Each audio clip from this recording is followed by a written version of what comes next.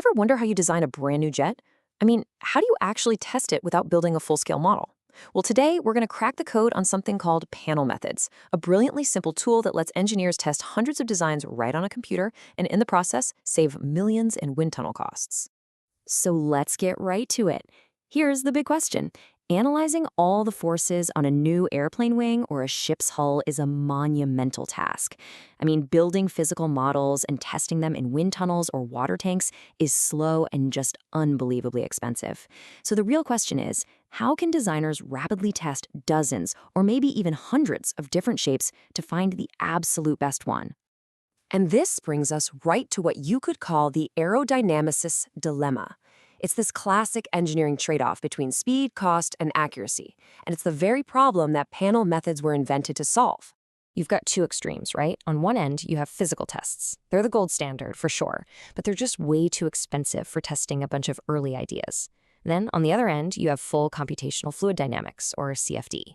That's like a digital super simulation of every single molecule of air. It's incredibly accurate, but a single run, we're talking days, maybe even weeks on a supercomputer.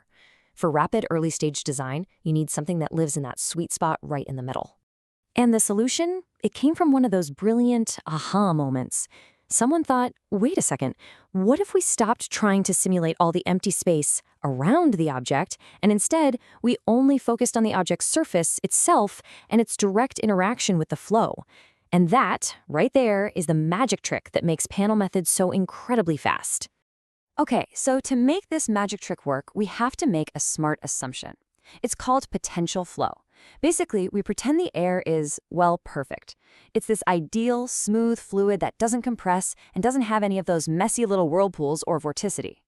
Now, is it a simplification? Absolutely. But what it does is let us use way simpler math. And simpler math means faster calculations. So here's what that looks like in practice. You take your beautiful, smooth, curved surface, say an airfoil, and you break it down. You approximate it with a whole bunch of simple flat panels. You know, it's almost exactly like how a 3D model in a video game is made up of a ton of little polygons. The more panels you use, the closer you get to the real smooth shape.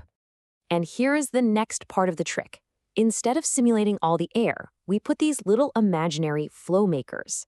Think of them as tiny sources or little vortices on each and every one of those panels.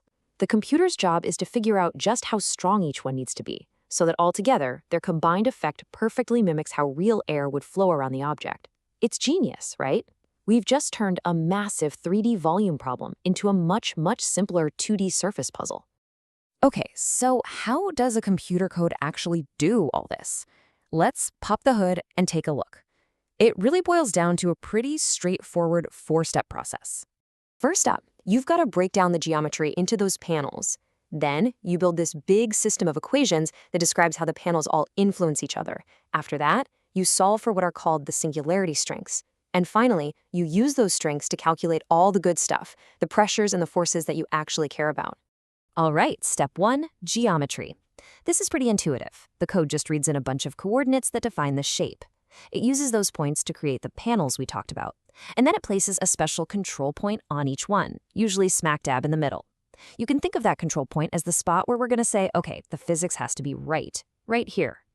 Now, step 2. This is where the heavy lifting happens. This is the computational core. The code literally goes through every single panel, one by one, and calculates how much its little flowmaker influences the control point of every other panel.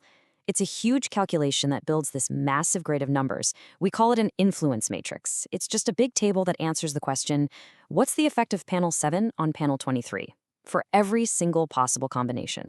And all of that number crunching boils down to this one beautiful, powerful equation. That A matrix, that's our giant grid of influences. The sigma, that's the list of strengths for our flowmakers. That's the secret sauce we're trying to find. And the RHS, the right-hand side, that's just the boundary condition, the basic rule that says, hey, air can't flow through the solid surface. The computer's entire job is to solve this thing for sigma. So, for the final steps 3 and 4, the computer just, well, it solves that big matrix equation for all those unknown strengths. And once you know those sigma values, everything else just kind of falls into place. Calculating the velocities on the surface becomes pretty straightforward. From the velocities, you get the pressures, and once you have the pressure everywhere, you just add it all up over the entire surface to get the total forces, your lift, and your drag. Done! Now, it's important to know that panel method isn't just one single thing.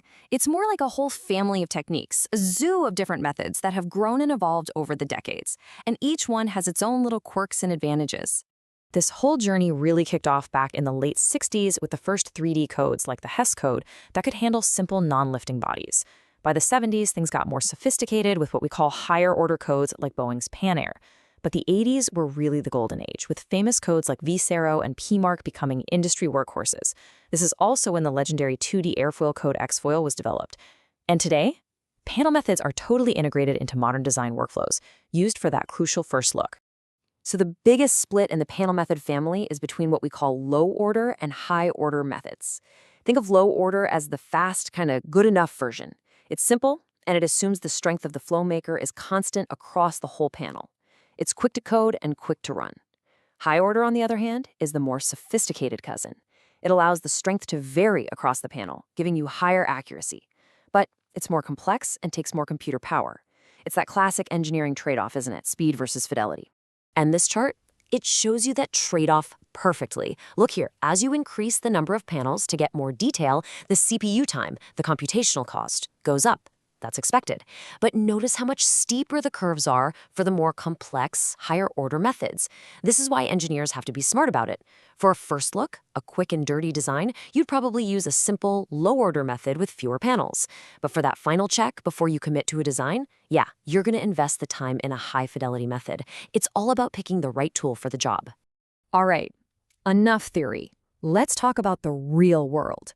Where do we actually use this stuff? Where does it make a difference? Check this out. This is a perfect example of what these methods can do. We're looking at a model of a wing attached to a fuselage. And that plot there, that's showing you exactly how the lift is distributed all the way across the wingspan. You can even see the little dip where the fuselage interferes with the flow. Being able to get this level of detailed insight this quickly is exactly why panel methods are an absolute cornerstone of preliminary design. And it's not just airplanes. The use of these methods is, well, it's everywhere. We're talking optimizing the shape of ship hulls, analyzing submarines, figuring out the aerodynamics of high-speed trains and race cars, even designing individual wind turbine blades. Seriously, any industry that needs to test a whole bunch of different designs quickly to see how they behave in a fluid, you can bet they're using panel methods. And that really leaves us with a final kind of cool thought, doesn't it? The power of panel methods isn't that they simulate every single tiny detail of reality. In fact, their power comes from the exact opposite. They are powerful because they are clever enough to ignore what doesn't matter, all to get a really useful answer really fast. It kind of makes you wonder, right? In a world that's leaning more and more on just throwing massive amounts of computing power at problems, where else could an elegant, clever simplification like this be the key to solving our next big challenge?